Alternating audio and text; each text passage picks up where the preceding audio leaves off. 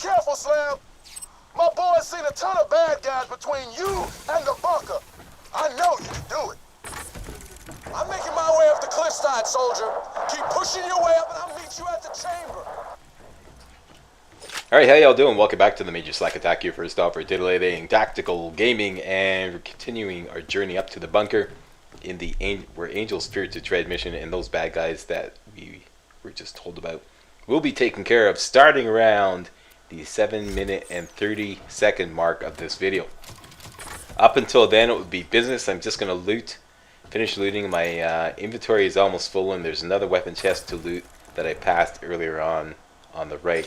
I'm going to go back, loot that, decide when I want to sell, take a race back to the vending machine, sell everything, come back, and then it will be game on, like I said, around the 7-minute and 30-second mark of the video. So just looting up here, got my rocket launcher on, just in case the loot midget pops out. That was Mr. Fumblefingers. He'll make another appearance later on in the next video, a more dramatic appearance. Yeah. You can always count on Mr. Fumblefingers for some cheap entertainment.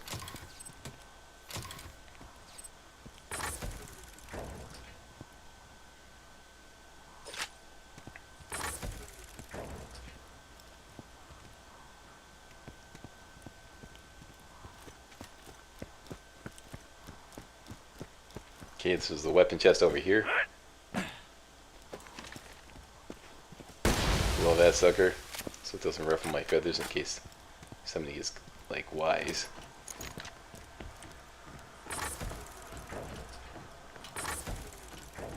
Opening each one, backing away, expecting a loot midget.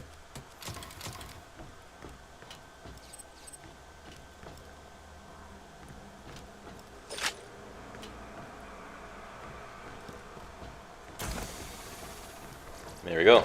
Yum yum yum.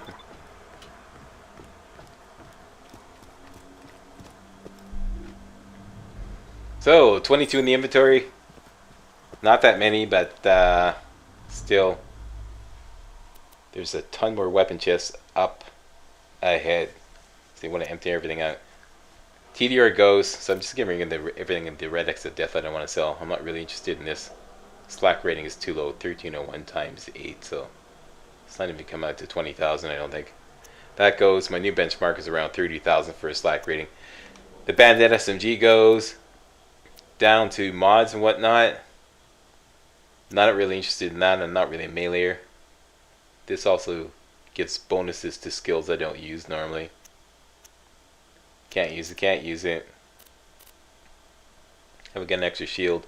This was a nice surprise. Nice amp shield with over 6,000 amp damage, so I'm definitely keeping that. Just finished selling an amp shield with 4,800 amp damage, so that's a nice replacement. So it's off to the vending machine, but first we're going to hit up that weapon outhouse that we passed earlier on.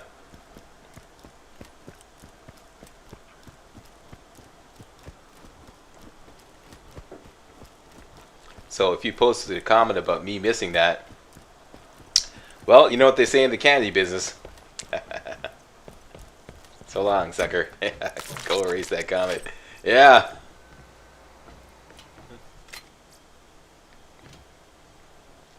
Not really into revolvers anymore, and this is a TDR, so all three of those pistols go.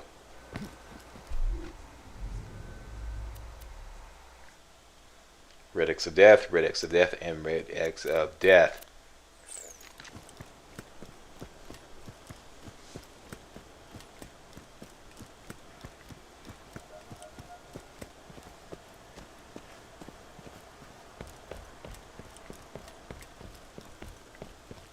In case you didn't see my Facebook post, one of the things I talked about was the secret project. The secret project is about 2 weeks away.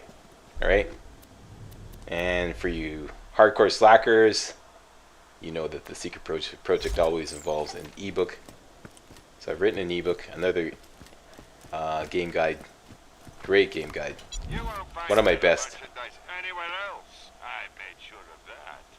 It's finished. I just have to polish it up and add some bells and whistles. but it's essentially done. So it's full steam ahead. Conveniently enough,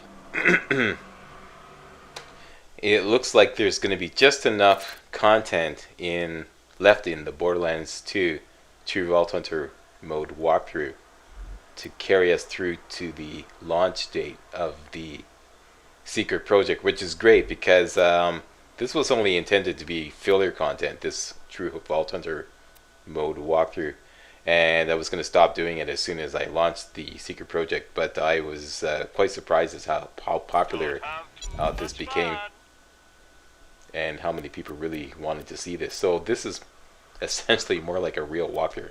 I mean, it was a real walkthrough to begin with, but what I mean was like a walkthrough, like a dedicated walkthrough, one that I intend on finishing instead of just being filler content. So it's a real walkthrough, if you will. So that's it. Business done. Back to the war.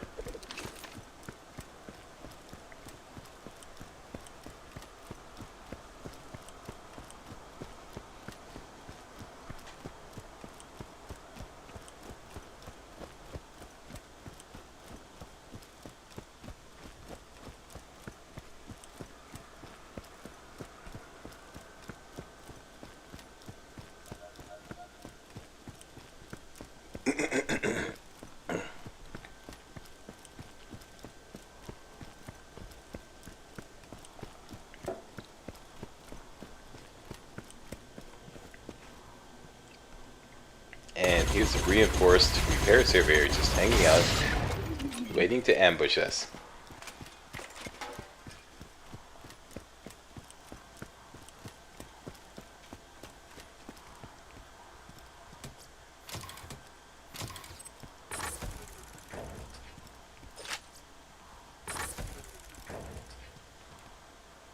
Where's your rocket launcher, Slack?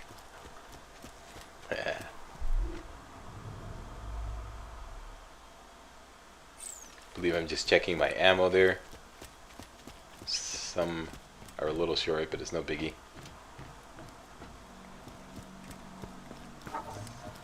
Basically, I just want to speed run up to the front, take cover on the left after this mortar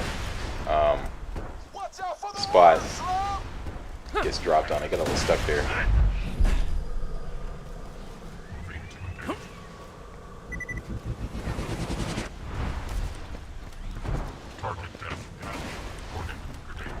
Speed run all the way up here. Really good cover in between these containers here. Great cover.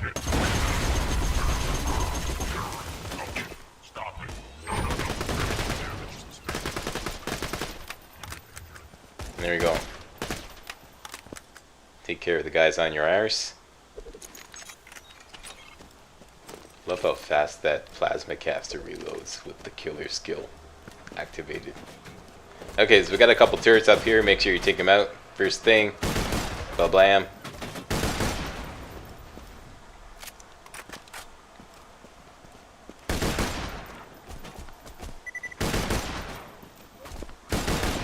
Down you go.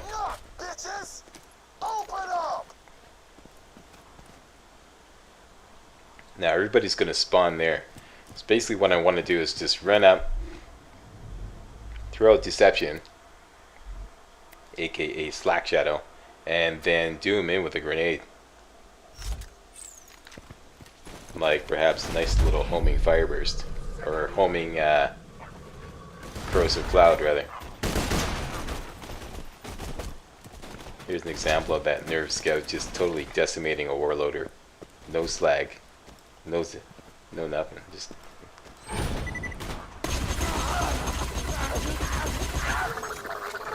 This is a pretty exciting part here. I had a lot of fun doing this. Totally pwning these guys by going back and forth behind the containers. This warlord, I couldn't get a beat on his critical hit spot.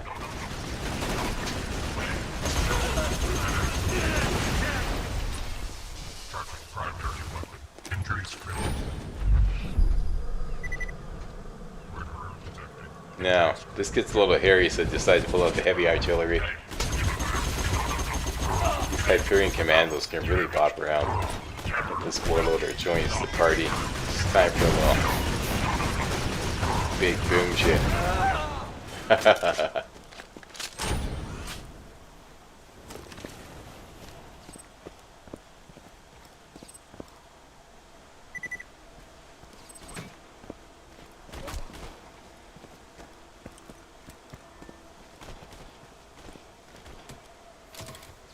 And there's always time for looting.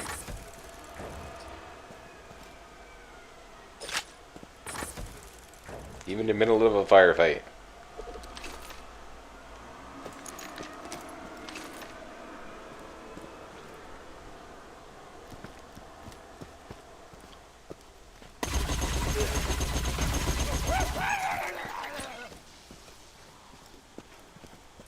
It's surprising how much an extra 300 shock damage can really make a difference. Because the Ferocious Blaster is really far superior in terms of slack rating to this Lucid Plasma Caster. They both do shock damage, but the Ferocious Blaster's regular damage, like non-elemental damage, is a lot more. That and the great scope on this. Like I was mentioning in the previous video, the Ferocious Blaster has its drawbacks in that the muzzle fire completely obscures your view as you're trying to shoot it. So you have to keep stopping and reacquiring your target, kind of thing. Whereas this, you know, you can see, keep the target in sight all the time.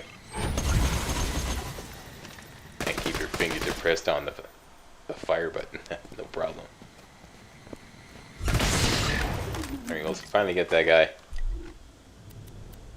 Off goes the transformer shield, on goes the regular shield.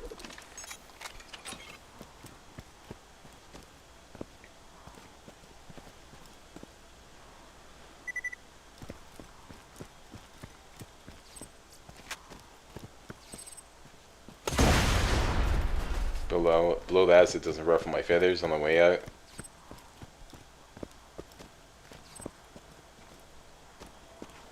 Alright, now new trigger line is through that gate there. As soon as you go through that, bam, a whole bunch of new enemies come out. There's the loot midget as I expected.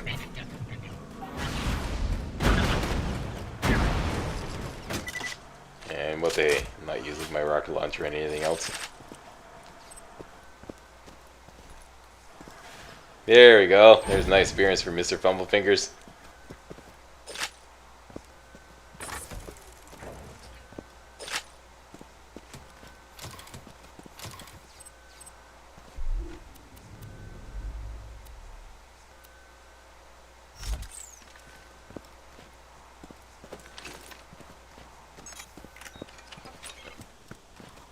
Okay, so here we go. There's the trigger line here. You go past this gate, a whole bunch of enemies spawn. Typically I just run in and run out, take cover on the right. And usually the surveyors, two of them, will come out and they'll go to the left. So go to the right. Through in a homing corrosive cloud. And I can hear the surveyor. There it is off to the left, as expected. Down goes one. And I'm hoping the other one comes quick because I can hear a loader approaching.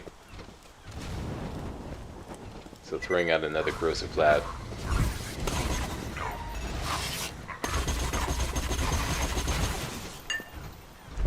This turns out to be a really annoying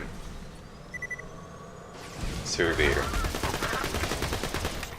And there's another gun loader that makes the scene and just either manages to hide or just refuses to go down.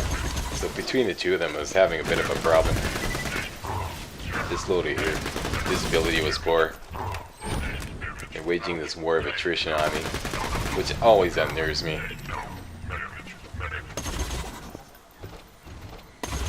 So one of these guys has got to go down. And it's you.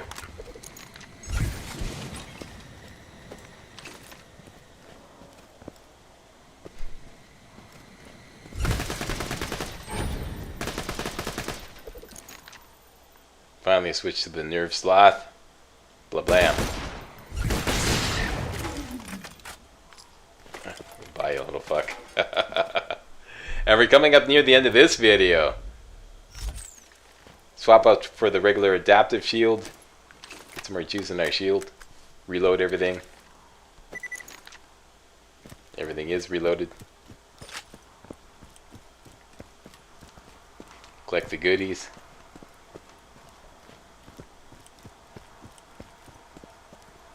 And in we go.